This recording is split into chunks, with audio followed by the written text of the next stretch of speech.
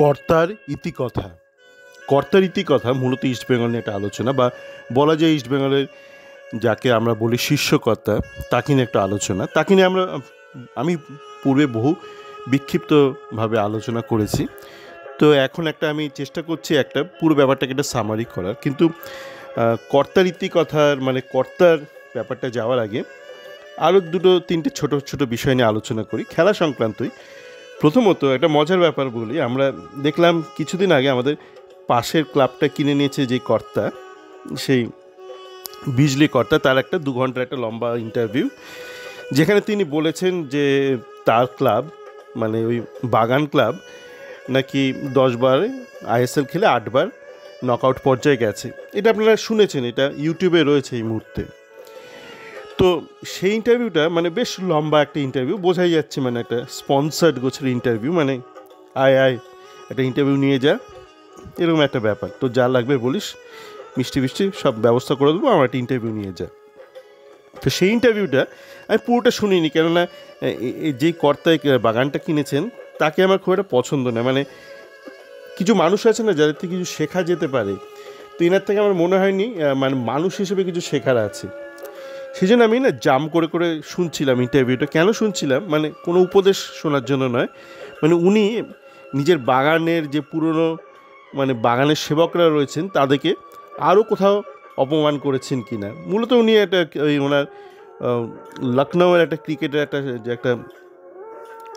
একটা ক্লাব আছে, সেটা নিয়ে আলোচনা করেছিলেন, কিন্তু ওই একবারই চূড়ান্তভাবে অপমান করলেন বাগানের পুরনো মালিকদের, বাঞ্ছারামদের। তো এইভাবে জাম করতে করতে একটা অদ্ভুত একটা জিনিস খেয়াল করলাম, যেটা থেকে আমার একটা গ্যালাপ ইন্টারভিউর কথা মনে পড়ে গেল। গ্যালাপ ইন্টারভিউ, আপনারা যারা কর্পোরেট জগতে আছেন, চাকরি বাকরি করেন, তারা হয়তো পরিচিত গ্যালাপ। আর না হলেও বলে দিই ব্যাপারটা কি, উদাহরণটা দিলেই আপনারা বুঝতে পারবেন গ্যালাপ ইন্টারভিউটা কেন মাথায় এলো। তো ইন্টারভিউ শুরুতে ওনাকে জিজ্ঞেস করেছে, যে ইন্টারভিউ নিচ্ছে, যে আপনার বাবা মা আপনাকে কী শিখিয়েছে। তো এটা ওটা অনেক কিছু বললো, আমার মনে রাখার মতন কিছু না, আপনাদের শোনার মতনও কিছু নয়। কিন্তু একটা বললো যে বাবা বলেছে প্রত্যেক দিন সকালে অন্তত 1 ঘন্টা মন্দিরে যাও বা ঠাকুরের আরাধনা করো, এরকম অন্তত 10 মিনিট করো বা 1 ঘন্টা, এরকম বলেছে। 1 ঘন্টা হলে খুবই ভালো। আবার ইন্টারভিউ শেষের দিকে যখন জিজ্ঞেস করছে আপনি সকালে উঠে কি করেন, বলে আমি 1.5 ঘন্টা বাড়ির সামনে একটা বাগান আছে বা পার্ক আছে, যাই হোক, বাগানটা এখন পার্কই, বাড়ির সামনেই, বাড়ির ভেতরেই, তো সেখানে হাঁটাচলা করি, তো বাড়ি এসে টুকটাক খাই, খেয়ে ব্যায়াম করি, এরকম কিছু একটা সিকোয়েন্স বলে তারপর কাজে যাই।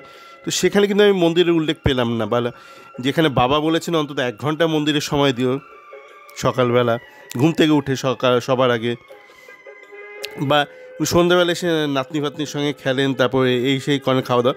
আমি ওনার যে একটা টিপিক্যাল দিনের ফিরিস্তি, সেখানে কোথাও কিন্তু ঈশ্বরের উল্লেখ পেলাম না, বা মন্দিরের ওই ব্যাপারটার উল্লেখ পেলাম না। কিন্তু শুরুতে উনি কিন্তু বিশাল বড় একটা জ্ঞান দিয়ে দিলেন, আমাদের পরিবার 6টা প্রজন্ম ধরে আমরা এটাই শিখে আসছি, এরকম। তো গ্যালাপটা এরকমই, যেটা পাতি বাংলায় আমরা বলি, পুলিশ দারোগা দেখেছেন, দারোগা যে ইন্টারোগেট করে, একই কথা ঘুরিয়ে ফিরিয়ে মারপ্যাচ দিয়ে আপনাকে প্রশ্ন করবে। তা আপনার মধ্যে দারুণ একটা মেধা থাকা যায়, আপনি যদি মিথ্যে বলতে চান, এরকম ঘুরিয়ে পেঁচিয়ে। গ্যালাপটা সেটাই করে, কর্পোরেট লেভেলে ঘুরিয়ে পেঁচিয়ে প্রশ্নগুলো করে, আপনাকে তাড়াতাড়ি উত্তর দিতে হয়। যদি আপনি মিথ্যে বলেন তো আপনি আপনি ধরা পড়ে যাবেন। তো এটা একটা বিষয় ছিল। আমি যাবো এমন কিছু বলবো না, যদি ভাবেন আমাদের শীর্ষকর্তা সম্পর্কে বা নীতুবাবু সম্পর্কে আমি দারুণ ফাটাফাটি কিছু বলবো, তাহলে ভুল করছেন, আপনি এটা শুনবেন না। সেরকম একটা চটকদার এরকম কিছু না, স্বাভাবিক একটা আলোচনা, একটা জ্ঞান বৃদ্ধির প্রচেষ্টা আপনাদের সকলের। আর একটা বিষয় বলবো, যে একটু আগে আমার চ্যাটফর্মে একটা ছেলে, তার বয়স জানি না, সে একটা টুইট করলো যে গতকাল সে প্র্যাকটিসে গিয়েছিল, জানি না সে কতবার প্র্যাকটিসে যায়, এবং প্র্যাকটিসে গিয়ে দেখেছে যে বিষ্ণু নাকি খুবই বাজে প্র্যাকটিস করছে এবং শ্যামল নাকি খুব ভালো প্র্যাকটিস করছে। তো সে বলছে আমি জানি না কেন তবু বিষ্ণুকে নামাচ্ছে, শ্যামলকে একবারও সুযোগ দিচ্ছে না। তো আমি জানি না সে কতবার প্র্যাকটিসে গেছে, প্র্যাকটিসের কোন অংশটা সে দেখেছে, বল ওই কুকুর কুকুর খেলার রন্ড যেটা বলে সেইটুকু দেখেছে নাকি অ্যাকচুয়াল ম্যাচ সিচুয়েশন দেখেছে আমি জানি না।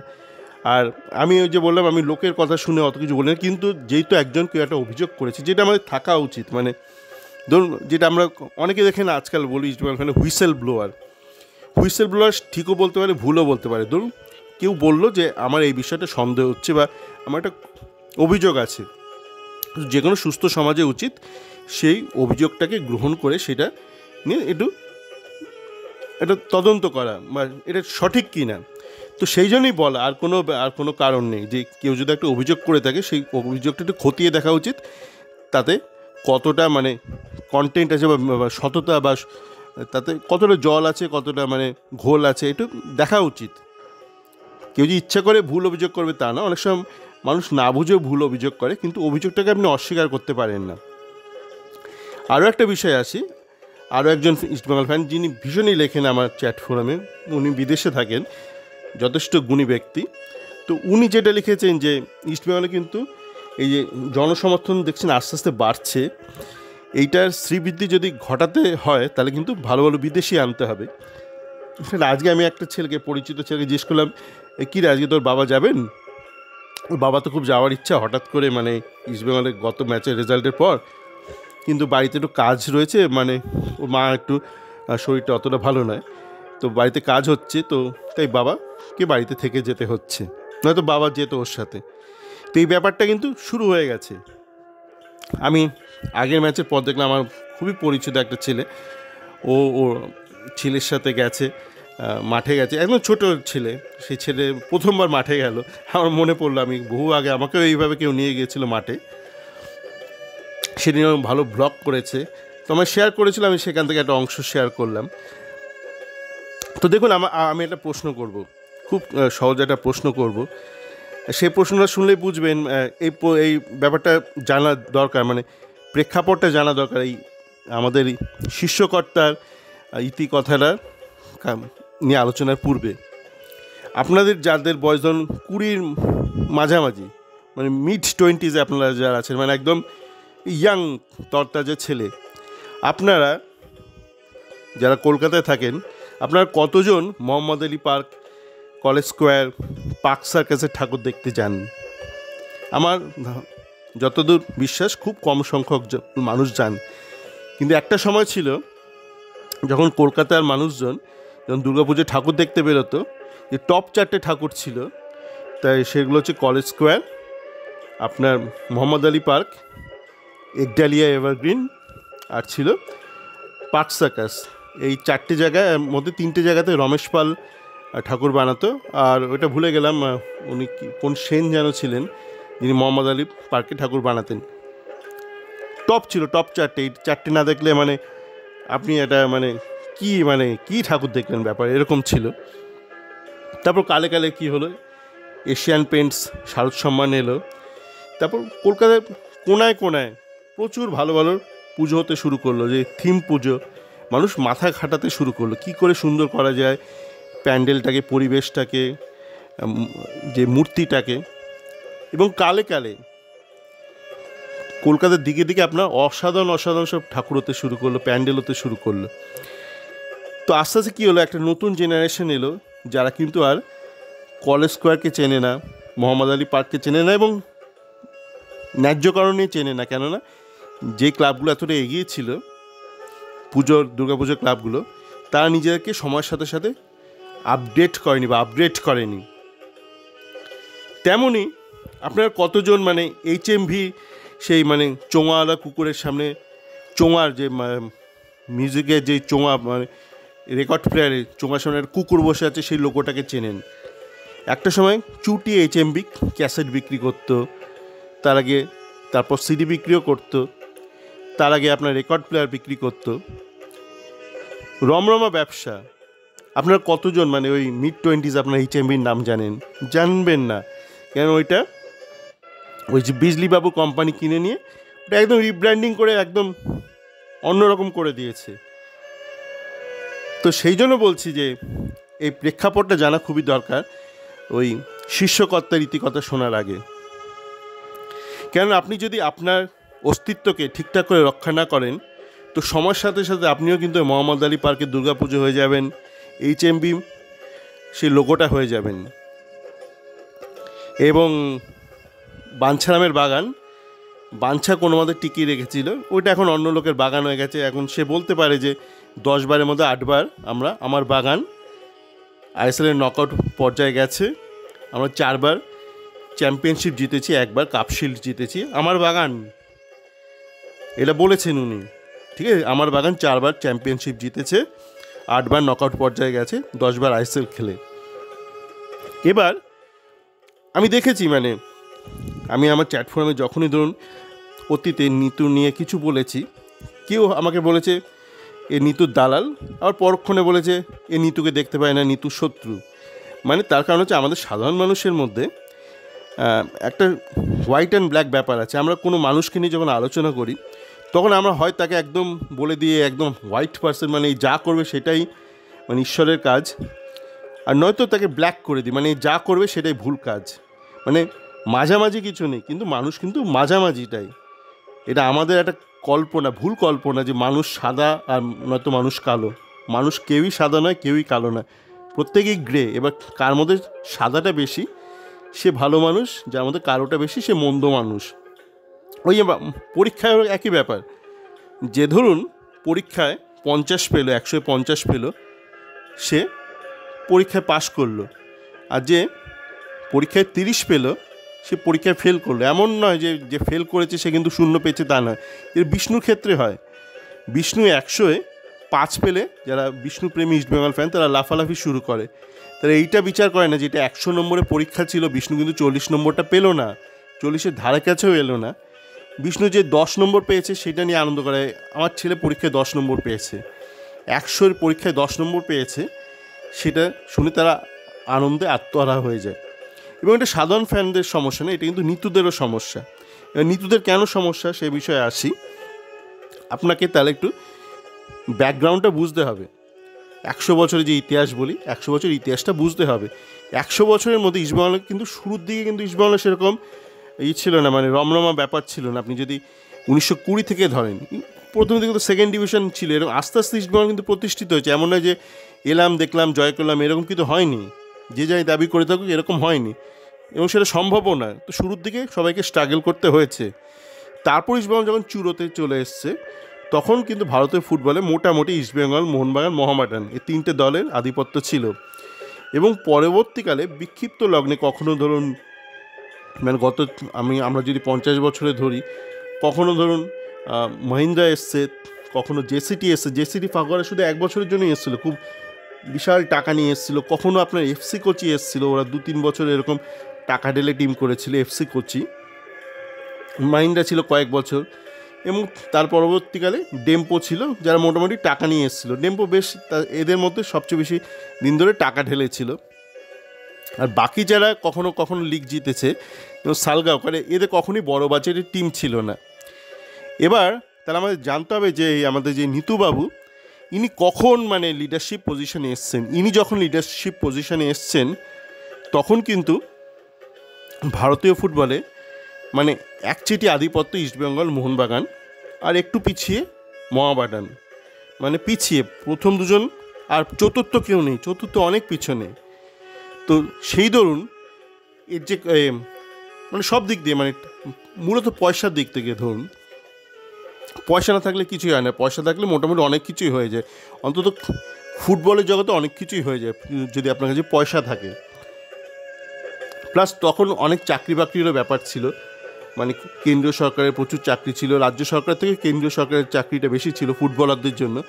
তো ইস্টবেঙ্গল, মোহনবাগান, মোহামেডান, মূলত ইস্টবেঙ্গল, মোহনবাগান এরা কিন্তু যারা ওদের খেলোয়াড় ছিল তাদের ভালো ভালো জায়গায় চাকরিও করিয়ে দিত। আপনারা দেখবেন যারা 70-80 দশকে যেসব প্লেয়াররা, তারা অনেকেই ভালো ভালো ব্যাংকে, ইনকাম ট্যাক্সে, সেন্ট্রাল এক্সাইজ এবং বিভিন্ন জায়গায় চাকরি করছে। সেগুলো ইস্টবেঙ্গল রেলওয়েজে ইস্টবেঙ্গলের এই কানেকশানগুলো ছিল, মোহনবাগানের ছিল এইগুলো।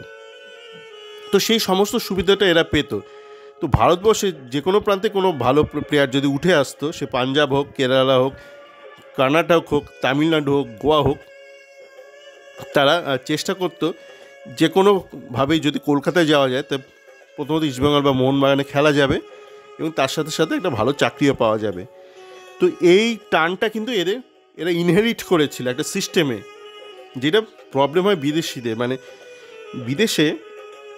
বিদেশিরা এত সিস্টেমেটিক একটা সিস্টেমে বড় হয়, তাদের স্কুলিং হয়, তাদের সমাজ ব্যবস্থাটা এতটাই সিস্টেমেটিক, যখনই কোনো ক্যাওস হয় তখন তারা মুশকিলে পড়ে, যেমন কোভিডের টাইমে হয়েছিল। আবার ভারতীয়দের সুবিধা হচ্ছে, ভারতীয়রা ছোটোবেলা থেকে এত ক্যাওটিক একটা এনভায়রনমেন্টের মধ্যে বড় হয়, সে আপনার স্কুল বলুন, আপনার রাস্তাঘাট বলুন, বাস, ট্রাম, ট্রেন, সব কিছু এতটা ক্যাওটিক যে এক্সট্রা কিছু যদি ক্যাওটিক সিচুয়েশন হয় যেমন কোভিড, তো ভারতীয়রা অনেক বেশি সহজে সেটা মানিয়ে নিতে পারে বা সেটার সঙ্গে অ্যাডজাস্ট করতে পারে, যেটা বিদেশিরা পারে না, তার কারণ ওরা এটার সঙ্গে অভ্যস্ত নয়। তো তেমনই নিতু কিন্তু যখন এসছিল ক্ষমতায়, মানে পল্টু দাসের পরে এসছিল, তখনও ওইরকম একটা কমফোর্টেবল একটা পজিশানে এসছিল। আপনারা ইতিহাসেও দেখবেন মানে অনেক সাম্রাজ্য পতন ঘটেছিল,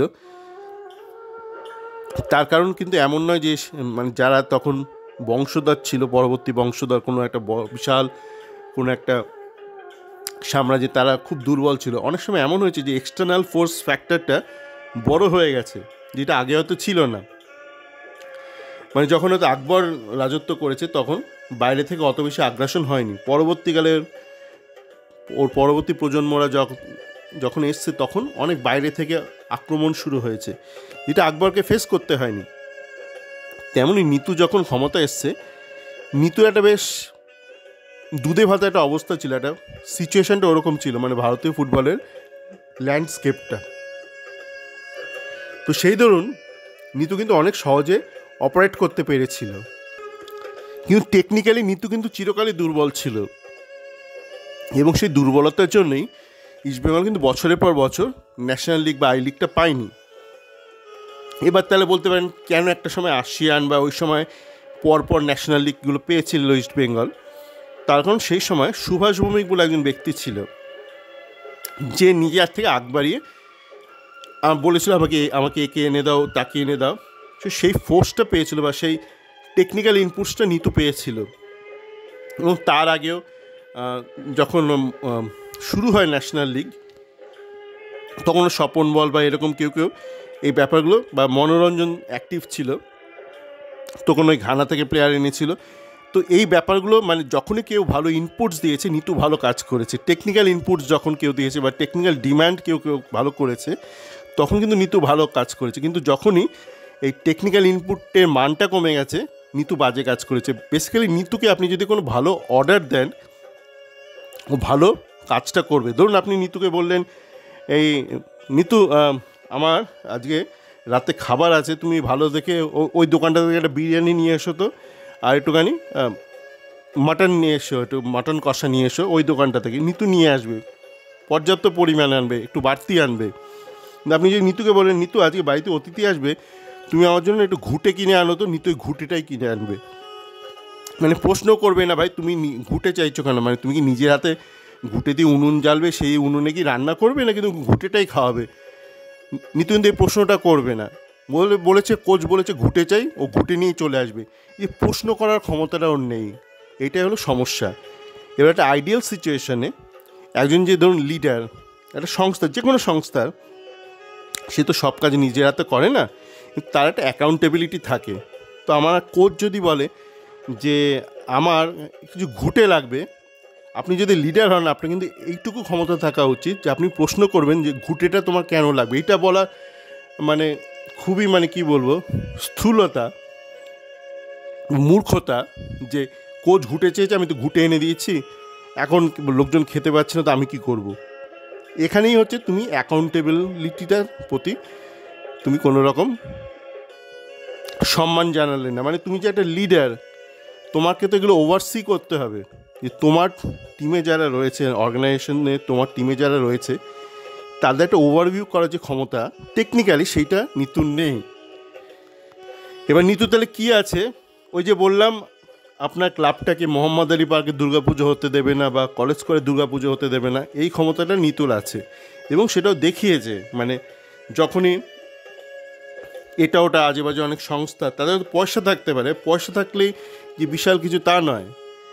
সে তো ভারতেও বিশাল ধনী ধনী কোম্পানি আছে, আপনার আমেরিকাতেও আছে, ইংল্যান্ডেও আছে, ফ্রান্সেও আছে, অস্ট্রেলিয়াতেও আছে অনেক অনেক ধনী ধনী কোম্পানি। তাহলে কেন একটা দেশ প্রথম বিশ্ব, একটা দেশ তৃতীয় বিশ্ব? ঠিক আছে, এই ব্যাপারটা মাথায় রাখতে হবে। তো নিতু কিন্তু আপনার ক্লাবকে বা ইস্টবেঙ্গল ক্লাবকে কিন্তু মোহাম্মদ আলী পার্ক হতে দেয়নি, বা হওয়ার সম্ভাবনাটাকে আটকে দিয়েছে যে আগামী কয়েক বছরের মধ্যে ওটা বিস্তৃতির অতলে তলিয়ে যাবে। যে এরকম কিছু একটা ছিল, ঐতিহ্য ছিল, তখন বলবে এটা আমার নতুন কোম্পানি, এখানে কোনো কুকুর নেই, কোনো চোঙা নেই, কী HMV, ওরকম মানে ওই ব্যাপারটার সম্ভাবনাটাকে বিনাশ করে দিয়েছে, শুরুতেই বিনাশ করে দিয়েছে। তো সেই ব্যাপারে ও কিন্তু যথেষ্ট ভালো কাজ করেছে এবং করছে। কিন্তু ওর লিডারশিপে এখন আপনি অনেকে আমাকে বলছিলেন একজন যে ওর সাথে যারা কাজ করে তারা অনেকে হয়তো কর্পোরেট জগৎ থেকে এসছে, কিন্তু তারা হয়তো অতটা কাজ ভালো জানে না। তো সেখানেও কিন্তু ওর একটা দোষ থাকে, মানে লিডারকে কিন্তু একটা লিডার টিম বানিয়ে নিতে, মানে লিডারের আন্ডারে তো একদম ডাইরেক্ট হ্যান্ডস অন ওয়ার্কার থাকে না, তার আন্ডারে একটা আরও কিছু ছোটো ছোটো লিডার থাকে। তো সেই লিডারদের চয়ন করা, তাদের পরিত্যাগ করা, তারা যদি কাজ না করে, সেটাও কিন্তু টপ লিডারের কাজ বা শীর্ষকর্তার কাজ, যে আমার আন্ডারে যারা কাজ করবে লিডারশিপ রোলে তারা যোগ্য কি না, মানে কাজ করার ব্যাপারে, সেই ব্যাপারটাতে যদি দেখা যায় কোনো গাফিলতি রয়েছে, খামতি রয়েছে, মানে যারা দ্বিতীয় স্তরের লিডার তারা ঠিকঠাক কাজ করছে না, সেইটাও কিন্তু যে শীর্ষকর্তা বা টপ লিডার তার দোষ বা তার খামতি। তো এই ব্যাপারগুলোতে কিন্তু একটু নজর দিতে হবে নিতুকে। এগুলোতে যদি দেয় নজর, তাহলে কিন্তু ইস্টবেঙ্গল আবার ফেরত আসবে, স্বমহিমায় ফেরত আসবে। শুধু মাঠ ভর্তি দর্শক আসবে না, দর্শকরা কিন্তু সত্যি সত্যি লেগেসিটাকে মনে রাখবে এবং লেগেসিটা নিয়ে চলবে আগামী দিনে। তো দেখা যাক কী হয়। তো এটাই ছিল শীর্ষকর্তার রীতিকথা। আমি কোনো নতুন কিছু বলিনি, যেগুলো আগে কোনো দিন বলিনি, বা এমন কিছু বলিনি যেটা মানে রকেট সায়েন্সও কিছু বলিনি। খুব স্বাভাবিক কথা, যেটা জীবনের প্রতিটা ক্ষেত্রে কিন্তু আমাদের জীবনের প্রতিটা ক্ষেত্রে প্রযোজ্য। সকলে ভালো থাকবেন।